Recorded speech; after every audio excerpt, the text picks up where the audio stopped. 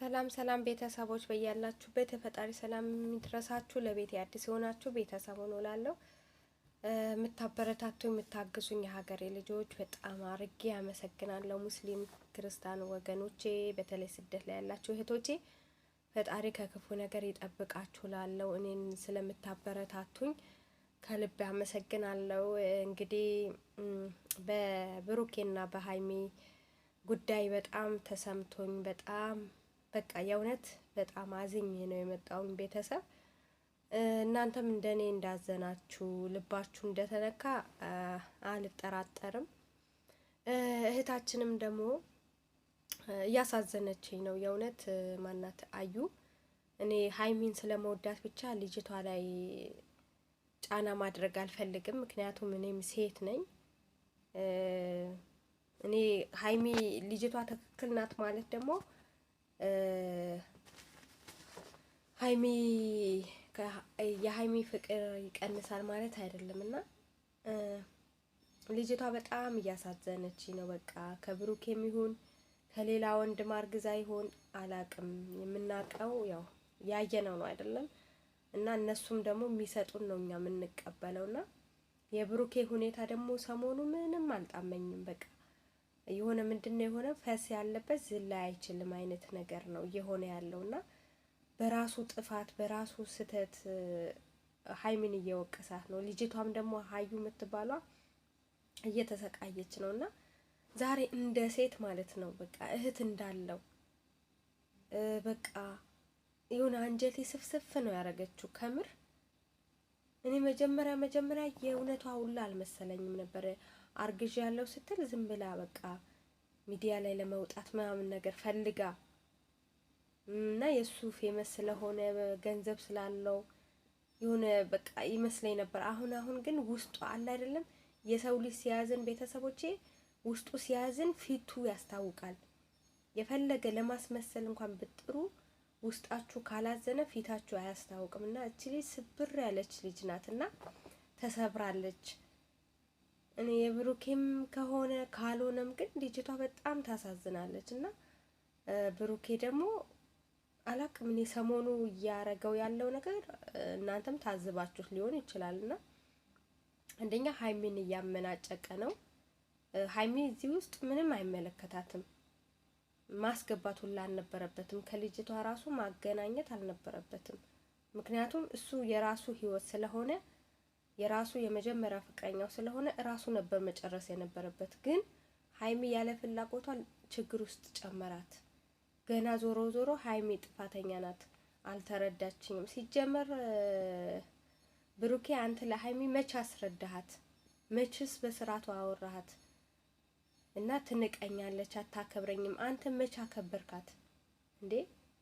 እሺ ቆይ ልጅ ፍቅረኛ ነኝ ስትል እሺ ብላ በቃ ልጅቷን ለማጣጣል ምናምን ነገር ሞከረች።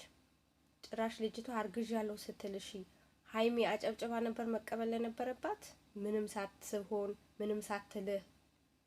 እና ባለፈ ደግሞ መጠጥ ምናምን ሰርታ ደግሞ የጠበቀች ጊዜ በቃ ልብሽ ስለሻፈተ ሌላ ቦታ እንዳይሄድ ሴቶች የምናደርገው ነው። በቃ ባሎቻችን ወይ ፍቅረኛችን የምንይዝበት ሲስተም ነው። እና አንተ በቃ ሰሞኑ እኔ ልጁ እንደውም የብሩኬ ነው ብዬ እንዳስብ ያረከኝ ነው። በቃ የሚያጠራጥር ነገር ንግግር ሁላ ማለትም በቃ ለልጅቷም እኔነት ልጅቷ በጣም ነው ያሳዘነችኝ ቤተሰቦቼ። በቃ ተሰብራለች። በተለይ ዛሬ ንግግሯ በጣም ነው የሚያሳዝነው። እንዴ እቺ ልጅ የሆነ እውነት ባይኖራት ኖሮ ይሄን ያህል ትሄዳለች? ይሄን ያህል ርቀት? ሀይሚ እንደዚህ ያመናጨቃቻት፣ ብሩኬ እንደዚህ ያመናጨቃት የሆነ ፍንጭ ባይኖራት እቺ ልጅ ማለት ነው። አንዳንዴ መጠራጠር ለመልካም ነው። መጨረሻው ምን እንደሚሆን ፈጣሪ ነው የሚያውቀው። እኛ እዚህ ጋር እኮ ብሩክም እኮ ሰው ነው መቼ ሰው የሰው ልጅ ወንዶች አይሳሳቱም አይባልም። ተሳስቶ ሊሆን ይችላል። ራሱን ለማጽዳት ሲል ሊሆን ይችላል እየዋሻ ያለው ዲኤንኤ ምርመራ ብሎ ልጅቷ ከወለደች በኋላ እሺ ሀይሚስ እስከዛ ያለው ህይወቷስ ሴት ልጅ አርግዣለሁ የድሮ ፍቅረኛ ነኝ አርግዣለሁ ስትል የሀይሚ ህይወትስ እዚህ ጋር የእውነት ልጁ ያንተ ቢሆንስ? ወይ በስካር ወይ በስሜት ከሷ ጋር ተኝተህ ቢሆንስ? እሺ የሀይሚ ህይወትስ ይበጥበጥ? ባንተ የመጣ ቤተሰብ አለ፣ ጓደኛ አለ፣ ክብር የሚባል ነገር አለ። እሷ ራሷን ጠብቃ ራሷን አስከብራ የምትኖር ሴት አንተ ሄደህ ከሌላ ሴት ጋር እኔ እንጃ። እኔ ተመልካቾቼ ሀሳብ ስጡበት እዚህ ላይ። የእውነት እኔ በጣም ማከብርህ ልጅ ነህ፣ በጣም ማደንቅህ ልጅ ነህ። ግን በዚህ ደረጃ ሴት እህቶቻችን ላይ ይህን ያህል ጫና ባታደርግ እኔ ደስ ይለኛል። እንዴ በአንተ የመጣ ሁለት ሴቶች መጋደል የለባቸውም።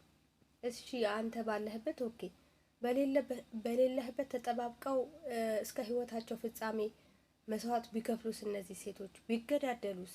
ምን እየጠበቅክ ነው አንተ? በቃ ምንድነው የምትለው? በቃ ተውኝ፣ በቃ ምን ላድርግ? እንዴ ያጠፋኸው ጥፋት አለ። ጥፋትህን በስርዓቱ ማረም ማስተካከል አለብህ። ሀይሚ ላይ የምትጮኸው ምንድን ነው? ለምንድን ነው ሀይሚ ላይ የምትጮኸው አንተ? ሴት ናት እኮ። እንኳን ሀይሚ ተውና እኛ ራሱ በጣም ነው ያዘንብህ። የእውነት እንደዚህ አይነት ልጅ አትመስለንም ነበር እንዴ። ወይ ችግርህን ፊት ለፊት አትጋፈጥም? ለመሸሽ ጭራሽ ከትላንትና ደግሞ ከሀይሚ ለመለያየት እንደ አንተ የሰራኸው ስህተት እያለ ገና ለመለያየት ትሞክራለህ እንዴ?